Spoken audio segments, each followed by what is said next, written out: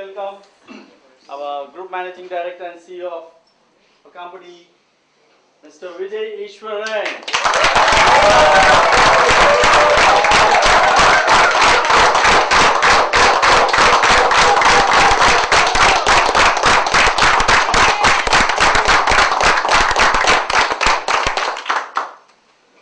Good. Much even smaller group. And some familiar faces. Very good. So today we're going to talk about something called pushing through. What's the title? Moments of doubt. Pushing through moments of doubt. Let's get down to work, shall we? My third training today, so the energy levels are coming down, so you'll have to help push it up again. Huh? Now, when do moments of doubt come to us? And things don't move. Where's it? You took my phone just now. Is it back? I'm not sure. Come on. When do moments of doubt come to? When there's a conflict. Conflict. Any more? Anything else? Come on, we're a small group, we get into it. Lack of belief. Lack of belief. Challenges. Challenges. Okay. When we question our actions. When we question our actions. Yeah, but I don't believe in myself. Believe in yourself. Okay. So, is it from outside or is it from inside? Mostly Inside. from inside. Mostly. See, essentially, we get assailed by pressures outside. But the moments of doubt are created within. If we don't deal with it within, then we cannot deal with it without. Ultimately, moments of doubt are basically even transferred. They are like a disease. So if you are a leader and you are in doubt, what happens? It's worse than the flu. It spreads like wildfire. You get my drift? Yep. It's not even an option. So how do you deal with moments in doubt? You have to go within. The issue is to recognize what you do. The art of learning requires you to adapt a fourfold approach, which is now basically a treatise in many of the MBA programs in the world. Whether you go to some of the top universities or not, Sun Tzu is always there, standard requiring readings. There's another great Indian philosopher who goes back 1800 years, and he wrote a book called Arthashastra, which is the art of, Chanakya. Chanakya wrote a book called Arthashastra, which is basically a book which is the philosophy of the meaning of, actually it is the world of dealing with people in its most simplest form. Interpersonal relationships. Are you with me? Yes. Okay. And he talks about a fourfold approach, which I find to be extremely true. I have adapted it, I have taught it, I have shared it over many years with a lot of people, and we're going to discuss that today because moments of doubt are assailed first from within, not without. So before we adapt something into our belief system, we go through this fourfold approach. The first is Viveka. Viveka in Sanskrit means to discern, to discriminate. Are you with me?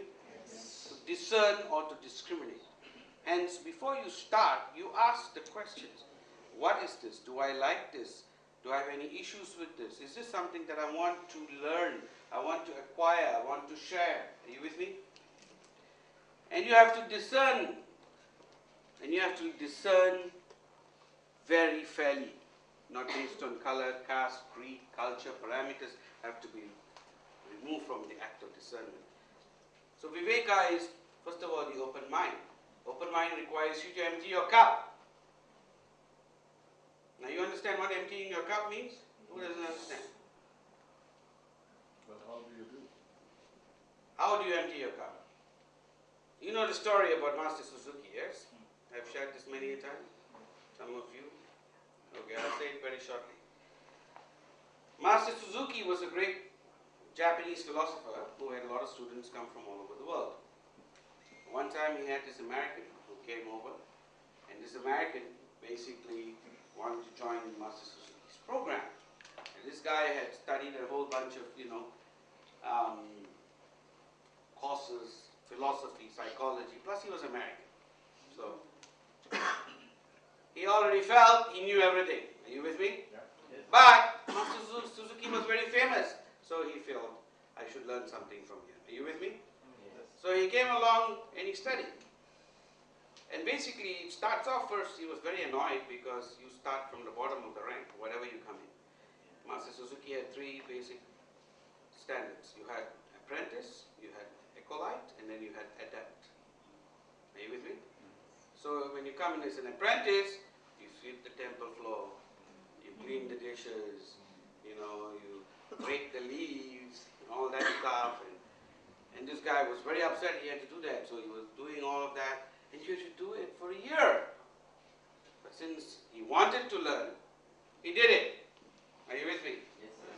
Upon completing a year, comes the graduation exercise where everybody lines up, and Master Suzuki walks by, touches you if you passed. And everybody, he went by, he was automatically touching every shoulder as he went. And when he came to our friend, he walked right past. So this guy was shocked. He said, what the hell happened here, He says, hold on, let me find out. The other adepts pulled him back and said, no, you cannot. He said, if you want to leave, you can leave, but you cannot do anything about this. Then the guy goes, okay, I've been here already 1 year, I don't want to waste it. So he stayed another year. In the second year, he was turned down again. He got furious the second year. He left, went all the way down to the railway station. He said, I spent 2 years on this. I better finish this. So he went back. The third year graduation came along. Master Suzuki came on, tapping all those shoulders. Came to him. Our friend moved his shoulder in front. And he walked right past. And this time he was absolutely livid. Nobody could stop him. He pushed everybody along the way. I am going to see you. He went into the room. Master Suzuki said, please come sit. So he says, do you know what I have studied? How many degrees I have in philosophy and psychology?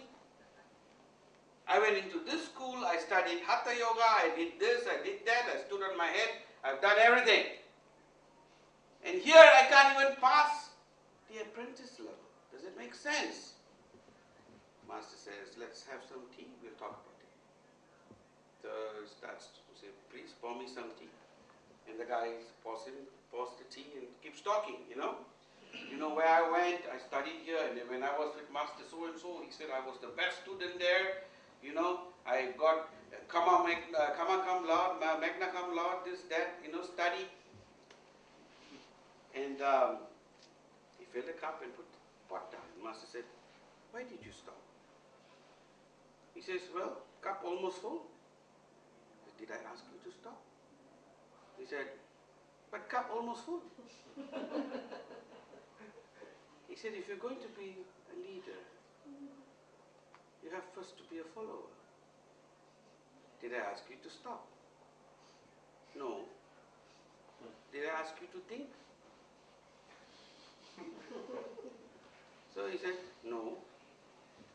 So why did you stop? Okay, he says, he starts pouring the tea. So, and he, fills the cup up and it starts to overflow, right? So he says, your cup is full. Master says, yes, I know. So he wants to put the pot there. Did I ask you to stop? He says, look, my friend.